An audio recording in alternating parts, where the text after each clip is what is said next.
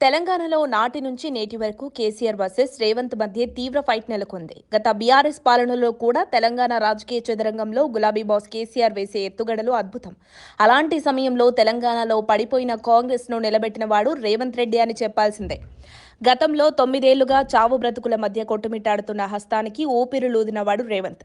గెలుపోటములు, దైవాధీనములు, పోరాడిన తీరు అద్భుతం. తన ముందు రాజకీయ భీష్ముడు కేసీఆర్ అన్నాడు.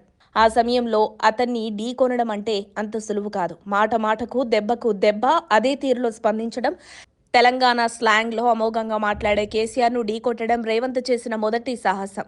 టార్గెట్ కేసీఆర్, ఓటమిగా రేవంత్ తన ముందు పెట్టుకున్న పెద్ద లక్ష్యం. రేవంత్ పోరాట ఫలితమే తనను కాంగ్రెస్ అధిష్టానం పీసీసీ అధ్యక్షుని చేసింది. ఆ పీఠానికి కూడా చాలా మంది కాంగ్రెస్ సీనియర్లు అడ్డుకట్టలు వేసినా వాటన్నింటినీ అనుకూలంగా మలుచుకొని సోనియమ్మ కుటుంబంలో స్థానం సంపాదించుకున్నాడు.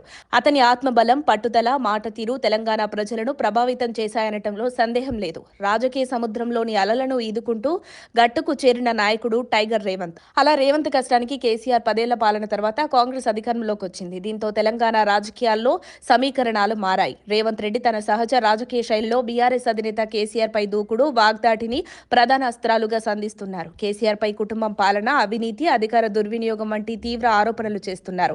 కానీ కేసీఆర్ అధికారాన్ని కోల్పోయిన తర్వాత దాదాపు చాలా కాలం రేవంత్ ముందు తలెత్తలేక భయపడిగా మౌనంగా ఉన్నారు. అసెంబ్లీకి కూడా వెళ్లలేదు. చాలా అరుదుగా అతి తక్కువ సందర్భాల్లో మాత్రమే బయటకు వచ్చారు. అయితే ఈ మౌనం బలహీనత, రాజకీయ వ్యూహమా అన్న ప్రశ్నలు ఉత్పన్నమవుతున్నాయి. రేవంత్ రెడ్డి సవాళ్ల వెనుక మాత్రం స్పష్టమైన వ్యూహం కనిపిస్తోంది. గత పాలనను నిరంతరం ప్రశ్నించడం ద్వారా ప్రజా ఎజెండాను నియంత్రిస్తున్నారు. కాంగ్రెస్ పార్టీకి, శ్రేణులకు, ప్రభుత్వానికి నైతిక బలం కల్పిస్తున్నారు. ఇదే సమయంలో బీఆర్ఎస్ ను ఆత్మరక్షణలోకి నెడుతున్నారు. కేసీఆర్ ను టార్గెట్ చేస్తూ బీఆర్ఎస్ రాజకీయ వర్తమానాన్ని, భవిష్యత్తును నియంత్రిస్తున్నారు. రేవంత్ వ్యాఖ్యలపై గులాబీ నాయకత్వం స్పందించకపోతే భయపడుతున్నట్లు స్పందిస్తే కాంగ్రెస్ చెప్పే ఆరోపణల చర్చ మరింత విస్తరించే వ్యూహాన్ని సెట్ చేసినట్లుగా కనిపిస్తోంది. అపర రాజకీయ నిపుణుడిగా పేరున్న కేసీఆర్ ఈ రెండింటి మధ్య చిక్కుకున్నారా అనే విశ్లేషణలు పొలిటికల్ సర్కిల్స్ లో ఊపందుకున్నాయి. మరి కేసీఆర్ కి రేవంత్ భయం పట్టుకుందా? రేవంత్ ను ఢీ కొట్టడానికి కేసీఆర్ అసెంబ్లీకి వస్తాడా అనేది తెలంగాణ రాజకీయాల్లో మళ్లీ ఆసక్తి పెరిగింది.